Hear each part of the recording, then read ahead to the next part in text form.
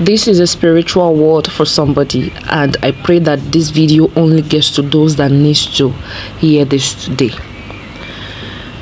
So I was studying the Bible yesterday. I was actually in the Lord's presence, and I just told God, okay, this, and He directed me to Daniel chapter 7, verse 15 to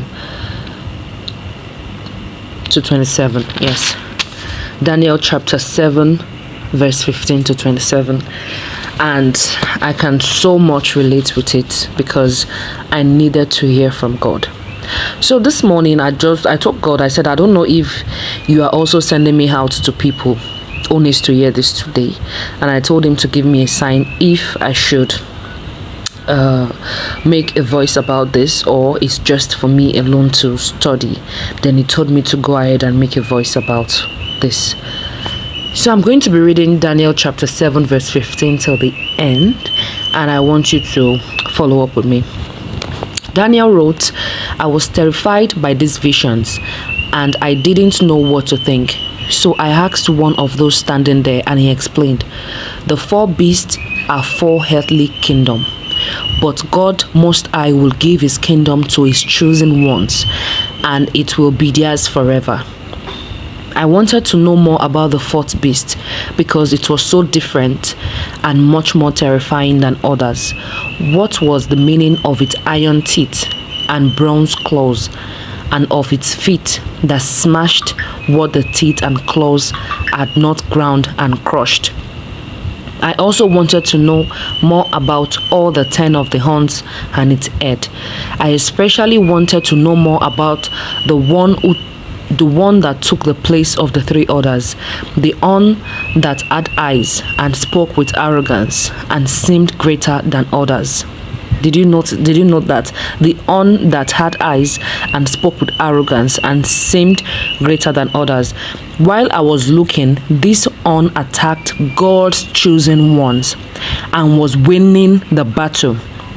The God Most High, the eternal God, came and judged in favor of His chosen ones because the time had arrived for them to be given the kingdom. Okay, let me stop here and just explain.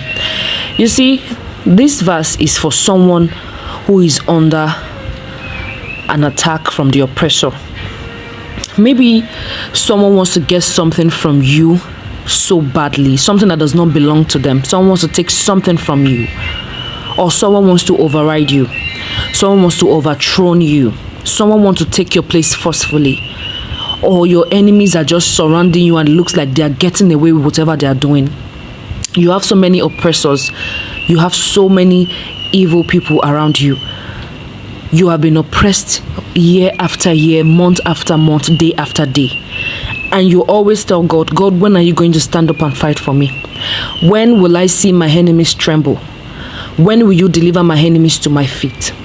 Now God is telling you, you see, this is a sign from God that He is working. I want you to understand that God works behind the scene. And I don't want you to self-sabotage what God is doing for you. Don't take things into your control. Don't say, okay, I am done with this. I think I can handle this thing by myself. If God has told you to stay still, stay still. No matter what the issue is, you have court case before you. You have someone telling you, bragging they're going to sue you. You have someone bragging that they're going to do so and so to you, and you have been wondering, why do people do this demeaning thing to you? Why do people oppress you this much?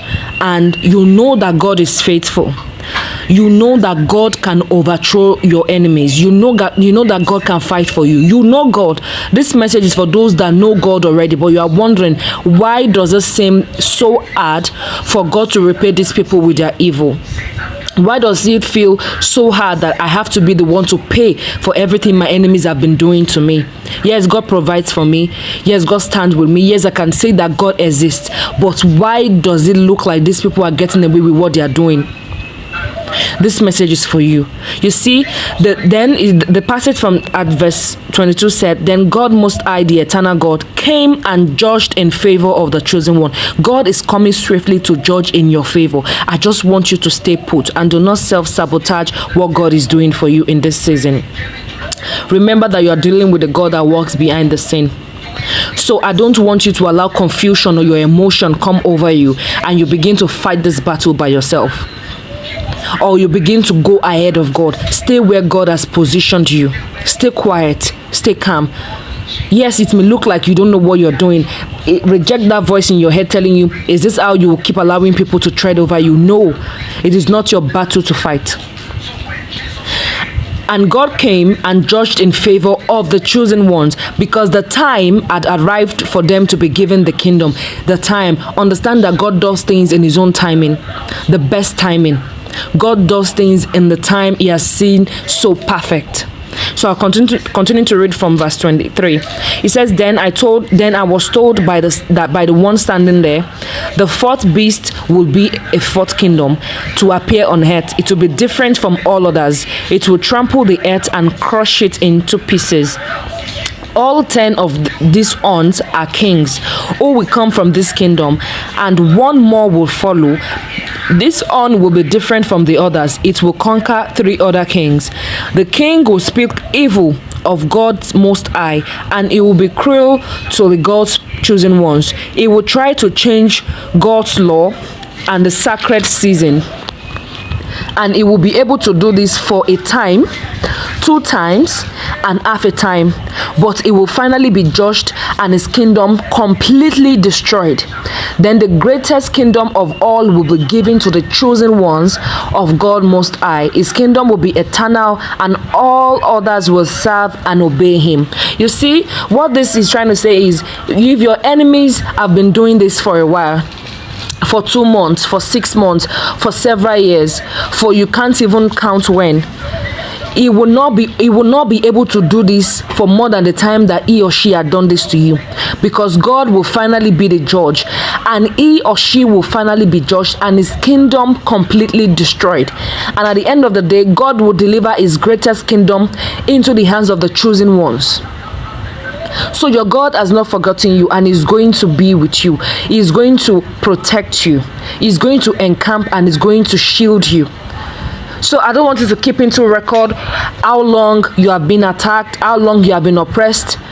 Just see it as a time of training. See it as a time of training. See that God is trying to teach you patience. See that everything works for the good. And you are never forgotten. You are never alone. So this is the message that God told me to pass to you. And as I said, I pray it gets to those that needs to hear this today, because I don't want people going about self-sabotaging their blessings, their time. It is well with you all in Jesus' mighty name. Amen.